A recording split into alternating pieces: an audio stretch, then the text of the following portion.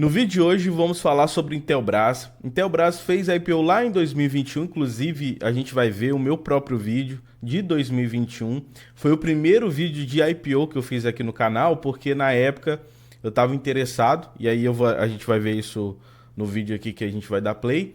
E na época foi o primeiro vídeo de IPO que acabou dando certo aqui no canal, esse tipo de conteúdo, e aí eu comecei a gravar uma série de conteúdo. E se você é daquela época, talvez você chegou aqui no canal por conta disso, né? Então, desde o IPO até agora, teve uma queda aí de 39%, e aí a gente vai entender o que está acontecendo, quais são os fatores negativos que estão impactando essa empresa nesse momento, tá bom?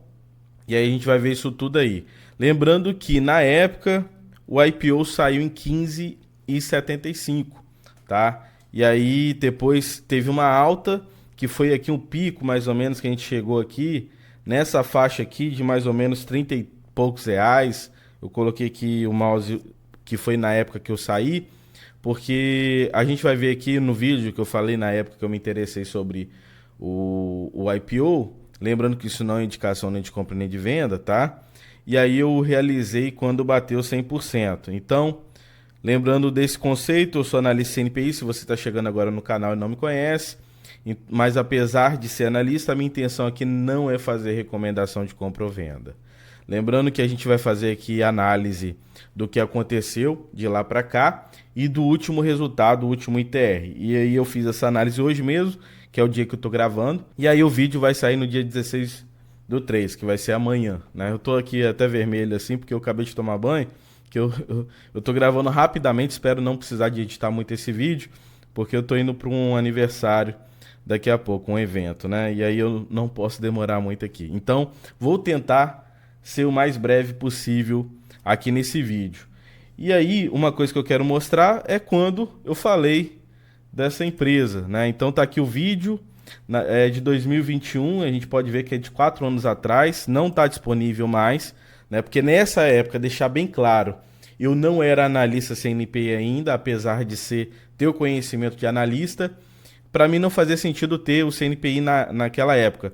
Só que naquela mesma época, logo depois, um pouco depois desse vídeo, saiu aquelas notícias falando que os influencers de finanças teriam que ter CNPI e tudo mais. Foi quando começou o burburinho, e aí foi onde eu corri atrás e tirei o CNPI, né? Então é melhor fazer conforme o que vai indo, né? Na época que eu gravei esse vídeo não tinha muito esse burburinho, e aí começou aquelas notícias que eu expliquei isso num vídeo que eu vou deixar até aqui o link aqui embaixo do que aconteceu naquela época, tá? Mas vamos dar um play aqui pra gente entender o que eu falei naquela época. Vou colocar aqui na velocidade mais avançada para vocês verem. As pessoas adoram, né, e gostam mais do vídeo, que é a parte de precificação. Lembrando que isso não é indicação nem de compra nem de venda. Você não vai decidir fazer a sua decisão de investimento ou não, né, somente com o vídeo do YouTube. Você analise e veja se faz sentido para você investir nessa empresa, tá? Eu não quero que você compre essa ação. Eu quero que você estude, eu quero te ajudar a estudar a empresa e ver se faz sentido para você ou não, tá? Mas em relação à precificação, eu fiz o valuation baseado na parte do EVA, que seria o valor agregado que a empresa entrega, né? E faço um fluxo de caixa projetado para a empresa, e o valor justo da ação seria em torno de 17,67. Só que lembrando que eu sempre gosto de colocar uma margem de segurança. Coloquei uma margem de segurança de 10%, então vai aqui minha resposta, né? Sobre o título do vídeo, se faz sentido. Eu vou falar daqui a pouco qual foi a minha posição ali, mas olha só. Lembrando que isso é o valuation 2021, então tá... muita coisa aconteceu de lá para cá, então o valuation não é o mesmo de agora. Então, deixando bem claro esses dois pontos. Na época eu não era analista CNPI, por isso que eu tirei do ar esse vídeo, tá? E aquilo, naquela época, foi basicamente a minha visão como investidor. Então, baseado no que eu tinha de visão como investidor, não como analista, tá? Hoje a gente vai colocar aqui a visão como analista, então deixar isso bem claro. E sobre o preço justo, e aí hoje o preço justo pode ser um pouco diferente em relação a isso daqui, tá? E aí vamos continuar aqui o vídeo. sentido ou não. Para mim faz sentido, só que aí você que vai decidir. Eu vou colocar na faixa de R$16 desse IPO. Esse vai ser o primeiro IPO, talvez o único, não sei se vai ter outro IPO que eu vou me interessar, mas me interessei sobre esse IPO e vou colocar na faixa de 16. Se sair na faixa do 17, 18 ou até 19 e pouco, que tá naquela faixa indicativa que a gente falou lá no início do vídeo, aí eu fico fora e depois eu vejo que depois, se a empresa depois de abrir seu capital, abre oportunidade. Se não abrir, infelizmente, a gente tem que procurar outras oportunidades. Eu não aceito ficar pagando tão caro por uma ação, né? Porque às vezes o mercado vai penalizar e jogar para baixo. A gente não sabe. O futuro só Deus sabe, então a gente não tem como saber. A gente tem que investir com estratégia e tendo segurança daquilo que a gente está fazendo, tá bom? Não somente especulando a ação. Então tá aqui o valuation, tá? Aí vocês decidem se vão entrar e qual o valor que vocês querem, mas esse seria o valor justo para mim. Lembrando que isso é baseado nas minhas premissas, tá? E esse valor pode ser feito ou não, tá? Pode ser tanto para baixo quanto para cima a efetividade do IPO. Então, é isso aí. Tá aí tudo que eu posso colocar. E aí eu fiz o fechamento do vídeo, mas ali uma coisa importante é que eu tinha colocado a precificação lá em 17 e pouco e eu queria colocar uma margem de segurança para poder valer a pena entrar. E aqui que aconteceu? O IPO, não sei se eu coloquei, foi aqui. Coloquei aqui, ó. O IPO acabou saindo por 15,75. Então acabou saindo abaixo do valor justo ali de 17, então ficou vantajoso para mim na época, né?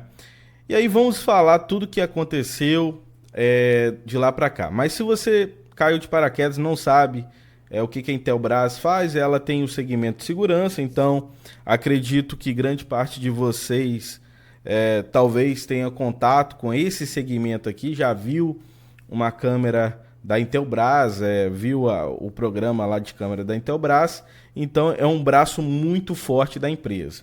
Outra parte, segmento de tecnologia da informação e comunicação, composto por linhas de negócio relacionadas à comunicação de voz, imagem, dados, bem como infraestrutura de redes. E o segmento de energia, então, composto por linhas de negócio relacionadas ao fornecimento de energia para equipamentos elétricos, eletrônicos e consumidores em geral. Da parte de receita, grande parte aqui, na sua maioria, é Brasil, então aqui o impacto macroeconômico brasileiro é muito importante em relação ao consumo.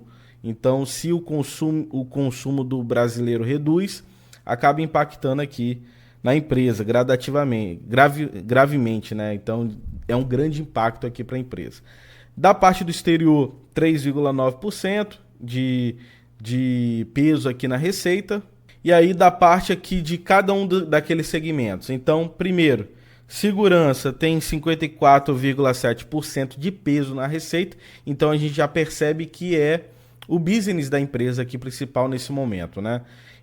Tecnologia da informação e comunicação, 22,3%, energia, 23%, tá? E tá aí toda a explicação do que faz parte de cada um dos segmentos. Se quiser, tira um print aí. Agora, sobre as notícias. Quais são as notícias que impactaram o preço? A parte do desempenho econômico do terceiro TRI de 2024, que teve uma alta de 17,4% do EBITDA, isso foi um ponto positivo, né? Agora o impacto negativo. Apesar do crescimento na receita, a empresa enfrentou desafios de custos logísticos elevados devido a problemas com a seca do Rio Amazonas, que afetaram a oferta de produtos e aumentaram os estoques aqui da empresa. Além disso, a forte apreciação do dólar ao longo do ano elevou custos, impactando negativamente as margens e a geração do fluxo de caixa operacional. Então isso daqui eu vou revisitar esse conceito mais para frente, mas são os dois impactos principais nesse momento da empresa. A questão do dólar, tá? E a questão da parte da seca ali do Rio Amazonas. Então, o que acontece? Isso prejudicou a entrega dos produtos, então transporte, né? Isso teve que ter um custo a mais ali por conta desse prejuízo aí, tá? E aí, quais são as reações do mercado e recomendações de analista? Então, revisão de preço-alvo, analistas da XP reduziram o preço da Intelbras de R$ 29 para R$ 28, devido ao aumento do custo de capital, mudança nas premissas de receita e margem. Apesar disso, mantiveram a recomendação de compra, destacando o balanço patrimonial sólido da empresa. Outra coisa que eu quero comentar, que eu acabei até esquecendo de falar no começo, na época que eu vi isso como premissa que era um bom investimento e era uma oportunidade, eu lembro muito bem, se você investia nessa época, várias casas de análise recomendaram não entrar nesse IPO, tá? E aí o que aconteceu? Depois que aconteceu o IPO, várias casas de análise pipocaram recomendação. E aí foi onde a ação disparou. E aí foi aonde eu vi que ali, a partir daquele momento que bateu 100% de lucro, que foi quando eu tirei a minha posição, eu desmanchei a posição e fiz o lucro de 100%, um pouco mais até de 100%, eu vi que já não faria sentido aquela animação toda, tá? E agora é a pergunta ao contrário que a gente tem que se fazer. Será que o mercado está sendo pessimista demais? Então sempre você tem que fazer essas duas perguntas quando você quer investir. Se o mercado está muito otimista ou se está muito pessimista, tá? Então naquela época ninguém queria investir, aí depois que a ação foi subindo, aí começou a ter mais recomendações, e aí as ações dispararam, aí já não era oportunidade. A oportunidade foi lá na época do IPO. Lembrando também, outra observação. Então, o vídeo está até ficando maior do que eu achei que ia ficar. Muito cuidado com a IPO, tá? Na sua maioria, o IPO não tem muita vantagem. Por quê? As empresas, na sua maioria, maqueiam um pouco ali, né, ou melhora um pouco a operação antes de abrir capital. E aí a coisa piora depois. Então, se você for ver, grande parte dos IPOs entregaram prejuízo em vez de lucro. Esse aqui foi um caso à parte que entregou lucro ali por um bom tempo antes de cair, tá? Então, para quem abriu posição, deu tempo de sair com lucro e deu sinais aqui que a gente vai ver que as coisas foram piorando um pouco, mas não assim, ao ponto de falar que a empresa aqui é ruim. A gente vai ver que não é o caso, tá? Mas que a situação mudou, principalmente com o governo atual aqui, tá? Desempenho das ações. Desde a divulgação do terceiro TRI de 2024, as ações da Intelbras caíram aproximadamente 36% em comparação com a queda de 7% no Ibovespa, tá? Outra notícia, cenário econômico desafiador, a economia brasileira enfrentou desafios como a alta da inflação, taxa de juros elevadas e rápida desvalorização da moeda. Esses fatores macroeconômicos aumentaram o custo de capital e afetaram negativamente empresas como a Intelbras.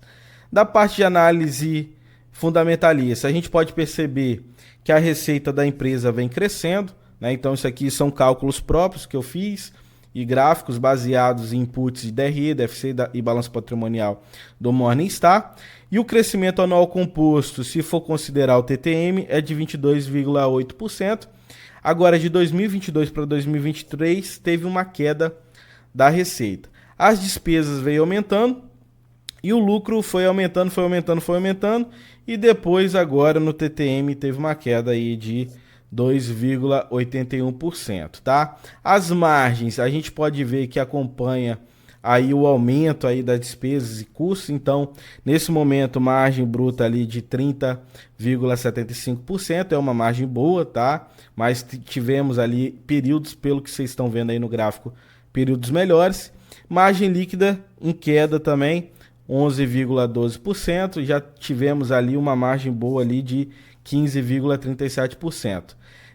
Mas no geral, eu considero que tá ok, uma margem boa para o setor nesse momento, tá?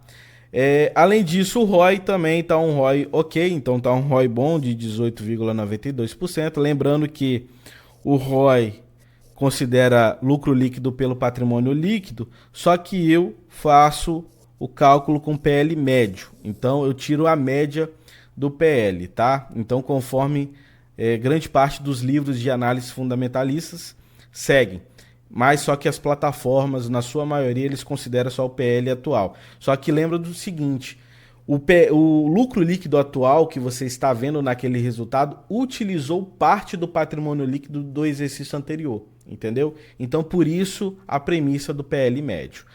O endividamento, a empresa pouco endividada, ao meu ver, um endividamento baixo, 23,74%, consegue cobrir 5 vezes a despesa financeira com o EBIT, então, assim, sobre endividamento, a empresa está bem saudável.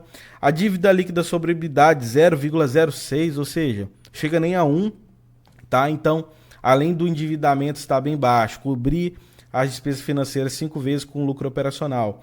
E também a alavancagem financeira está bem baixa aqui, bem controlada. Então, nesse quesito, tudo de endividamento e alavancagem, a empresa está ok, tá?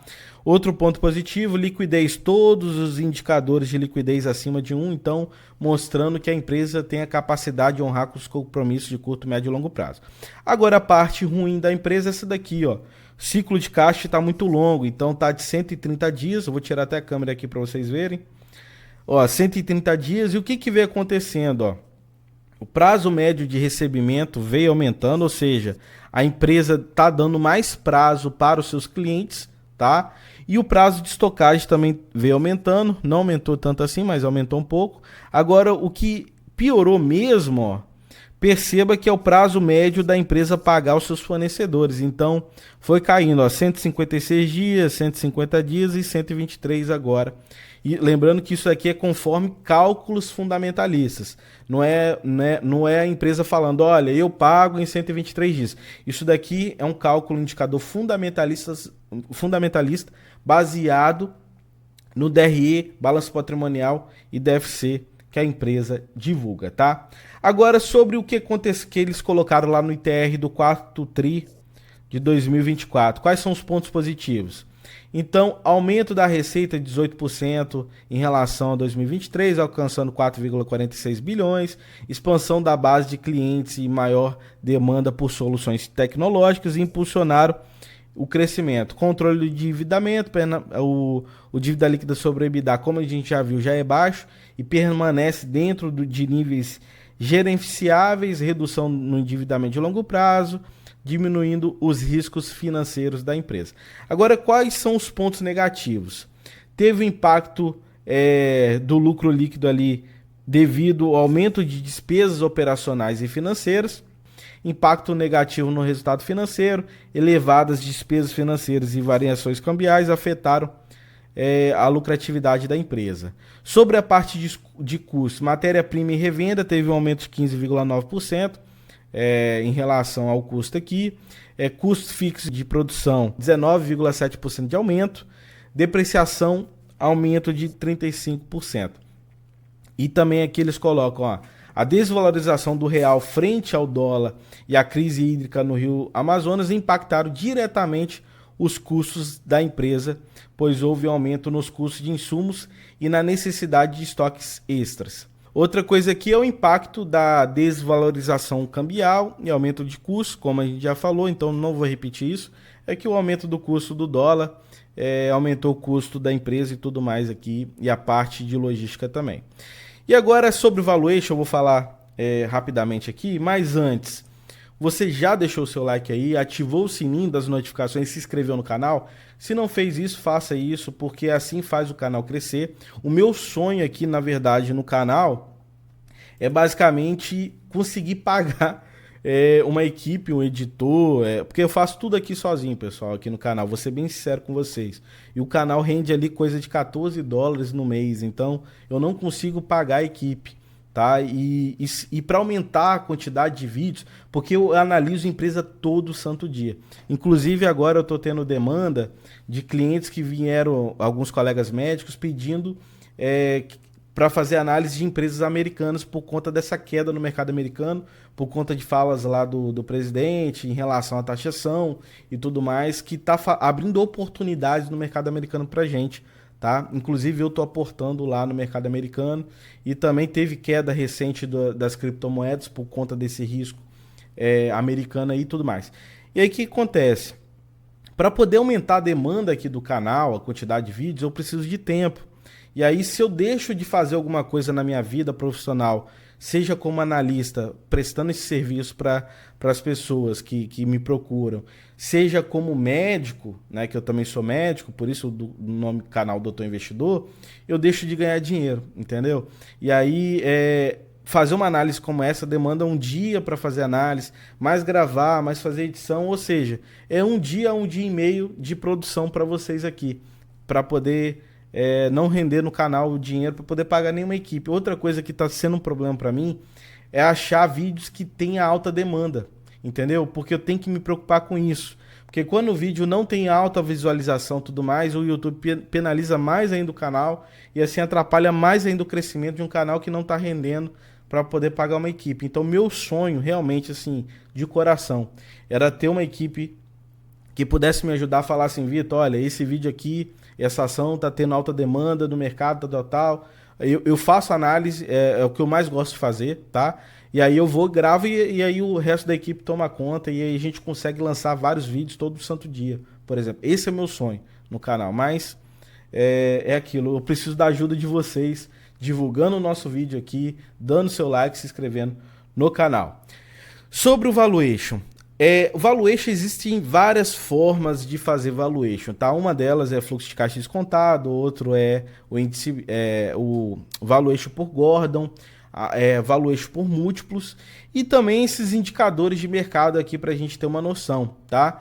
Então, conforme o índice PEG, quando o índice PEG está igual a 1, significa que o preço está no valor justo. Quando está acima de 1, significa que está caro. Se está abaixo de 1, significa que estaria descontado.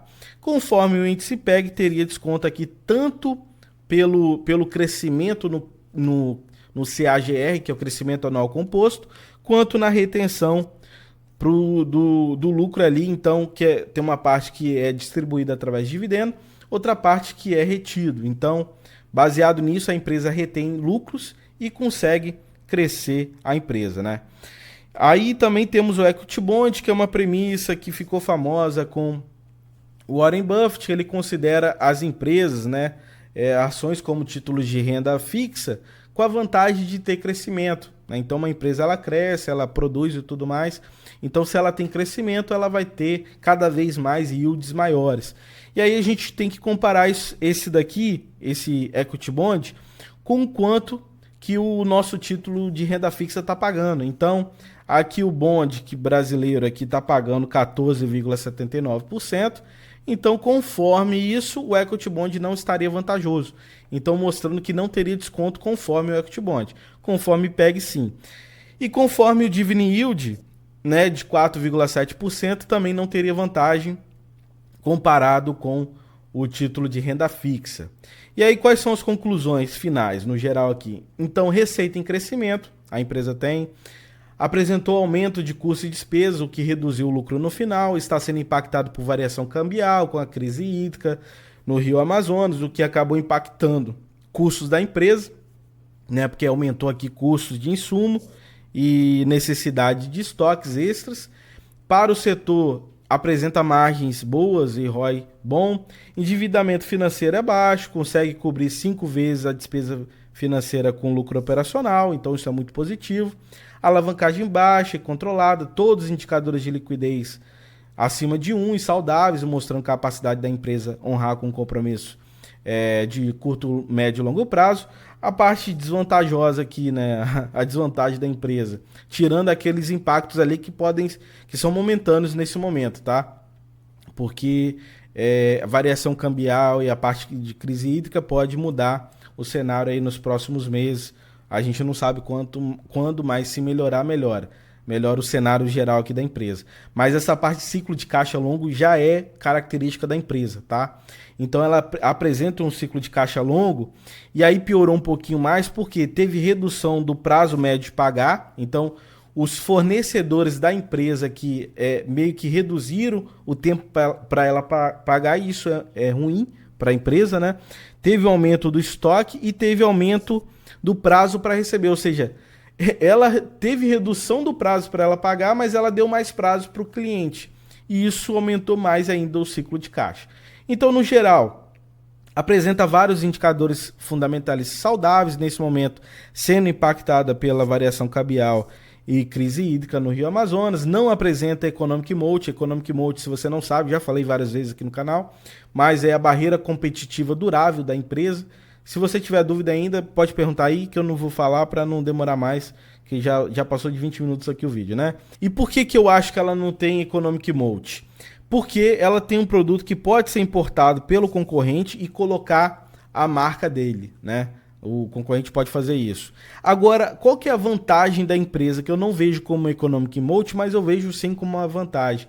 Porque, como a gente já viu na época do IPO, isso ficou bem claro, e eu também vejo isso no meu dia a dia aqui, porque eu também tenho câmeras da Intelbras aqui na minha casa, é que os instaladores, quando você contrata, na sua maioria, as pessoas, eu comprei diretamente o produto nem lembro onde que eu comprei, mas foi na internet e mandei instalar. Mas a maioria das pessoas fazem o quê?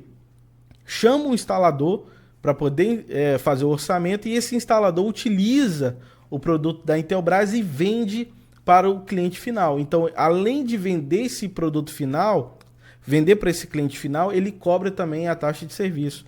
Então, essa é uma das forças assim que eu vejo da empresa aqui, tá? Se é oportunidade ou não de comprar a ação nesse momento, teria que fazer o valuation pelo fluxo de caixa descontado para ver se o mercado está sendo mais pessimista do que deve nesse momento, porque assim, no geral, apesar desses fatores que a gente viu, como crise hídrica e variação cambial, a empresa está com uma operação saudável, resumindo tudo. Então, eu acho que deixei isso bem claro, né? E a análise foi feita no dia 15/3, a cotação em 12,14. Então, agora, para saber se vale a pena ou não, teria que juntar com o valuation, tá? E como analista CNPI, eu tenho que avisar que não devo monitorar ou atualizar as análises desse ativo aqui no canal aberto, tá? O valuation a gente pode ver, de voltar e fazer aqui para vocês. Se tiver alta demanda aqui no canal, eu volto e faço o valuation. Por enquanto eu não vou fazer porque não tem interesse nesse momento de abrir posição, porque eu estou olhando outras coisas nesse momento, lembrando que isso não é indicação nem de compra nem de venda, então por isso que eu não vou fazer o valuation. Beleza? Gostou desse vídeo? Deixe seu like aí, se inscreva no canal e ative o sininho das notificações. Muito obrigado por ver esse vídeo até aqui, um abraço e até a próxima.